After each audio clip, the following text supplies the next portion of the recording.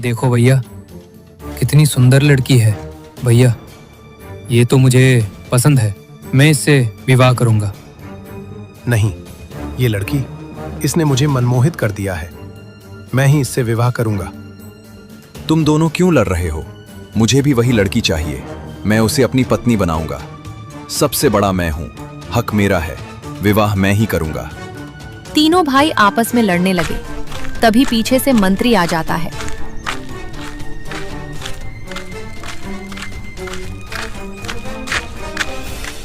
राजकुमारों, ये आप लोग क्या कर रहे हैं?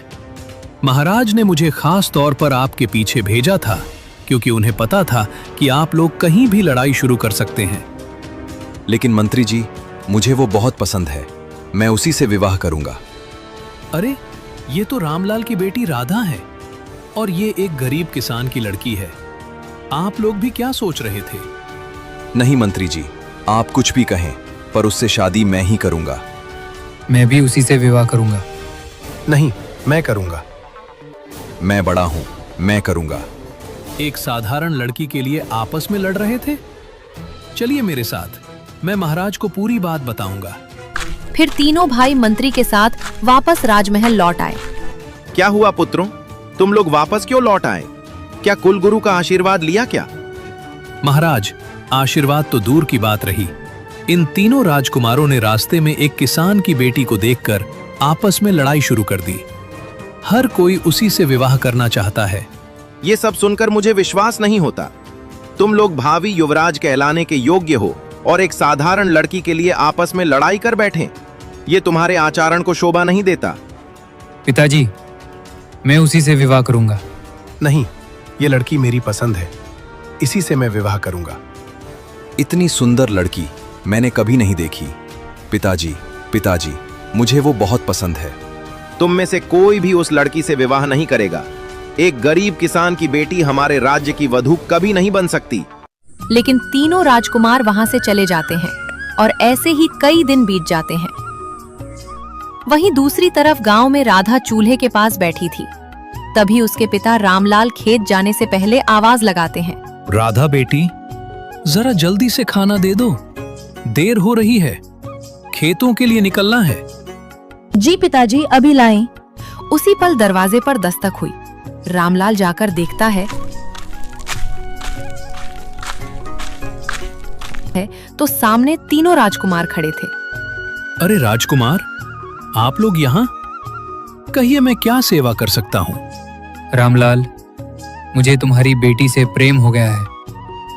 मैं उससे विवाह करना चाहता हूँ। नहीं, ये लड़की मेरी पसंद है। इसी से मैं विवाह करूंगा। तुम दोनों हटो। ये मुझे भा गई है। इसका पति मैं बनूंगा। चुप रहो सब। राधा मेरी पत्नी बनेगी, बस। रामलाल स्तब्ध रह गया।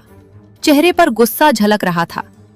राजकुमार, आप लोग होश में हैं? ये कैसी बातें कर रहे हैं?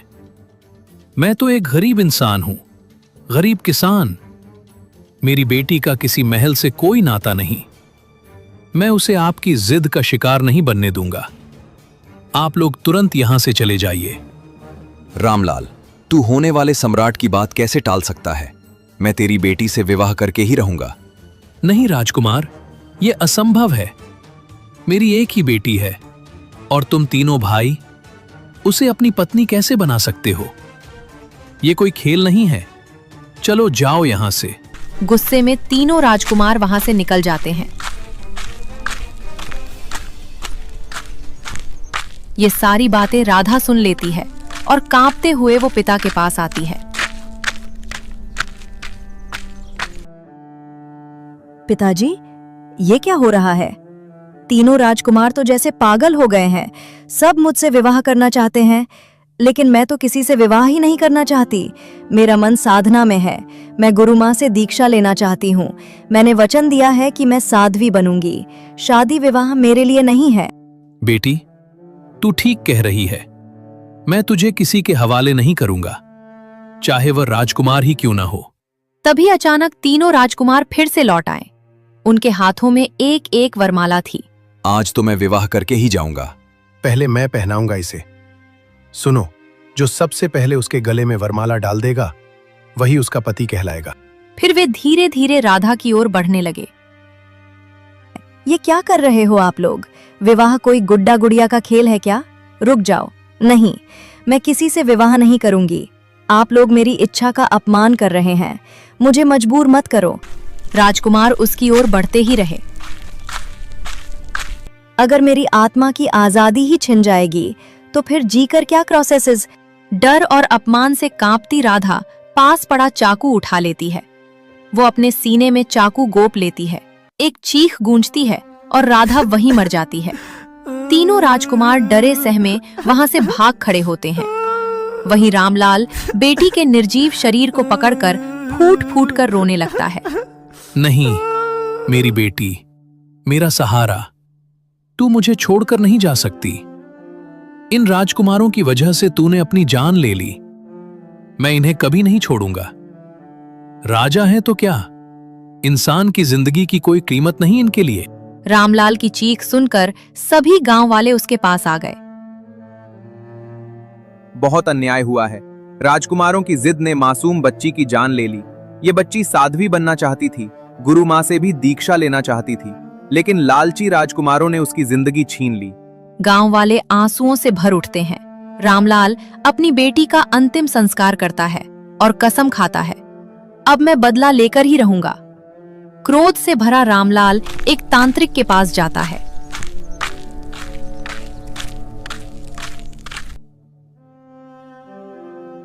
अंधेरी गुफा से तांत्रिक बाहर आता है।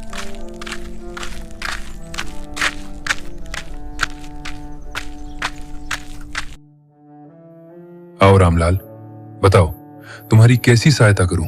मेरी बेटी मासूम थी, साध्वी बनना चाहती थी, लेकिन तीनों राजकुमार उसकी जान के पीछे पड़ गए। मजबूर होकर उसने आत्महत्या कर ली। मैं चाहता हूं कि आप उन राजकुमारों और पूरे राजमहल को श्राप दें। कैसा श्राप चाहता है तू?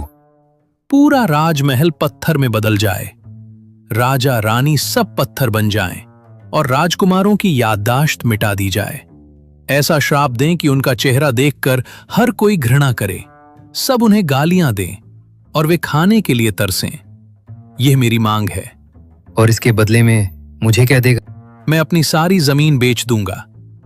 जमींदार से कर्ज लेकर जितना धन मिलेगा सब आपको दे दूंगा। तो तेरी इच्छा पूरी होगी। कुछ ही दिनों में रामलाल ने अपनी जमीन बेच दी और कर्ज लेकर धन जुटाया। सारा धन तांत्रिक को सौंप दिया। तांत्रिक ने काला अनुष्ठान किया और राजा रानी पत्थर की मूर्तियों में बदल गए और तीनों राजकुमार अपनी स्मृतियां खो बैठे। अपनी कहानी जानकर राजकुमारों की आंखों से आंसू बहने लगते हैं। ये क्या कर लिया हमने? ऐसा नहीं होना चाहिए था। हम सब दोषी हैं। हे भगवान, ये हमसे क्या पाप हो गया? हमारी गलती के कारण एक मासूम ने अपनी जान खो दी। महाराज, क्या इस श्राप को मिटाने का कोई रास्ता है? हमसे बहुत बड़ी भूल हुई है और हम उसे ठीक करना चाहते हैं। हाँ, उपाय है। तुम्हें अपनी गलती का प्रायश्चित करना होगा। जब तक राधा की अस्थि उसके पिता के घर में है, तब तक श्राप नहीं टूटेगा। यदि तुम रामलाल को मना लो और उसकी बेटी की अर्थी को गंगा में प्रवाहित कर दो, तभी श्राप समाप्त होगा।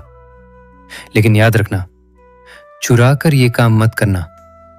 पिता की रजामंदी और उसकी आत्मा की शांति दोनों जरूरी है। धन्यवाद साधु महाराज, हम ये कार्य अवश्य करेंगे। फिर तीनों भाई वहां से निकल पड़ते हैं और थोड़ी दूर चलकर रामलाल के घर पहुंचते हैं।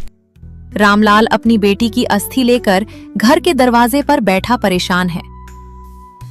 अगर हम ऐसे ही गए तो वो हमें पहचान लेंगे और तब हमसे कोई मदद भी नहीं लेगा। भैया, हमें अपना रूप बदलना होगा। हाँ, यही सही कह रहे हो। फिर तीनों अपना अपना रूप बदल लेते हैं, एक व्यापारी का, एक साहूकार का और एक सेवक का। भैया नमस्ते, हम लोग बहुत दूर से आए हैं। हमें कुछ दिनों के लिए आराम चाहिए। क्या हम आपके घर में ठहर सकते हैं? क्यों नहीं? वैसे भी अब इस घर में कोई नहीं रहता। मेरी बेटी थी, पर वो भी मुझे छोड़कर चली गई। आप लोग यहां रह सकते हैं। तभी वहां जमींदार आ जाता है।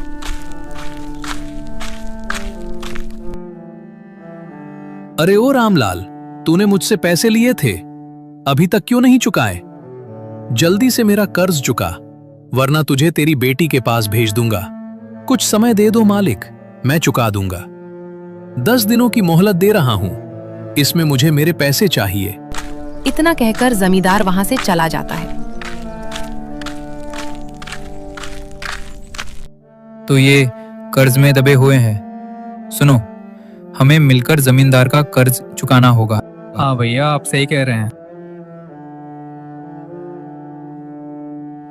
तीनों काम की तलाश में निकल जाते हैं।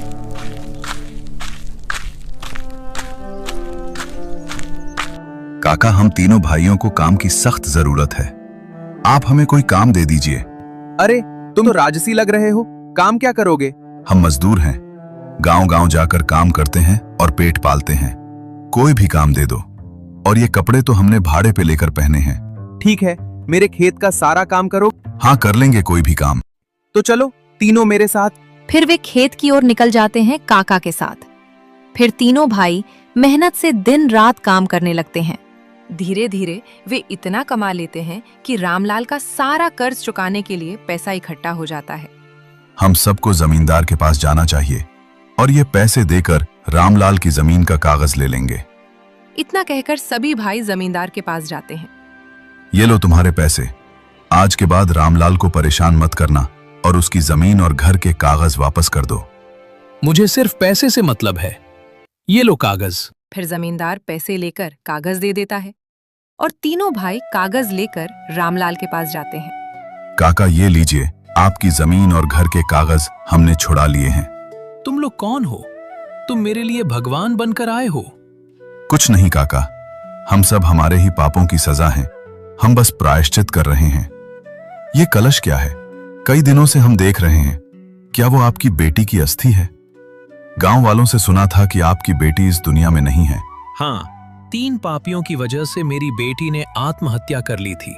सुनिए काका, अगर आप यूं ही बेटी को बांध कर रखोगे तो उसकी आत्मा को शांति कभी नहीं मिलेगी। गंगा में विसर्जन कीजिए, तभी आपकी आत्मा और उसकी आत्मा को सुकून मिलेगा। नहीं, मैं अपनी बेटी से बहुत प्रेम करता हूं, उसे गंगा में विसर्जित नहीं करूंगा। जिससे हम प्रेम करते हैं उसे अपने बंधनों में बांध कर नहीं रखना चाहिए। ये प्रकृति का नियम है। जो मरा है उसे हमें शांति प्रदान करना चाहिए। तुम सही कहते हो। मेरी बेटी ने जीवन में बहुत दुख देखे, अब मैं उसे अपने बंधन से आजाद करता हूँ। फिर रामलाल अपनी बेटी की अस्थि ले जाकर गंगा में विसर्जित कर देता है। तभी आकाश से तेज रोशनी निकलती है, काले बादल छट जाते हैं, राजमहल पर दिव्य प्रकाश फैलता है। सभी राजा रानी पत्थर से इंसान बन जाते हैं। तीनों राजकुमारों का रूप बदल जाता है और उनकी याददाश्त लौट आती है। हमें माफ कर दो, हमारी वजह से आपकी बेटी चली गई। हम वचन देते हैं कि हम कभी किसी की जिंदगी बर्बाद नहीं करेंगे। अपनी पूरी उम्र आपकी सेवा करेंगे। तो ये तुम लोग हो? इतने दिन से मेरे साथ रूप बदल कर रह रहे थे? हाँ काका, हम बस अपने माता पिता के श्राप से मुक्त करना चाहते थे और आपका दुख भी मिटाना चाहते थे। हम आपकी बेटी की जगह नहीं ले सकते, पर आपकी सेवा करके जख्म भरने की कोशिश करेंगे। तीनों राजकुमार रामलाल की सेवा करने लगते हैं। कुछ दिन बाद रामलाल कहता है, बस करो बेटा, तुम लोगों ने प्रायश्चित कर लिया है, अब अपने राज्य लौट जाओ। तुम्हारे माता पिता तुम्हारी प्रतीक्षा कर रहे होंगे। आप भी हमारे साथ चलेंगे, तभी हम वापस जाएंगे। हाँ, आप चलेंगे तभी हम चलेंगे। तुम लोग बड़े जिद्दी हो। ठीक है, मैं भी चलूंगा। सब राजमहल पहुंचते हैं। राजा अपने बेटों को देखकर बहुत प्रसन्न होते हैं। रामलाल, हमारे पुत्रों ने तुम्हारे साथ बहुत अन्याय किया। अब से तुम हमारे राज्य के सबसे प्रमुख व्यक्ति रहोगे। हर बड़े फैसले में तुम्हारी राय ली जाएगी। तुम सदा हमारे साथ महल में रहोगे। महाराज, धन्यवाद। आज मेरी बेटी की आत्मा को भी शांति मिली और मुझे भी। इसके बाद तीनों राजकुमार अपनी जिम्मेदारी संभालते हैं और कुशल राजा बन जाते हैं।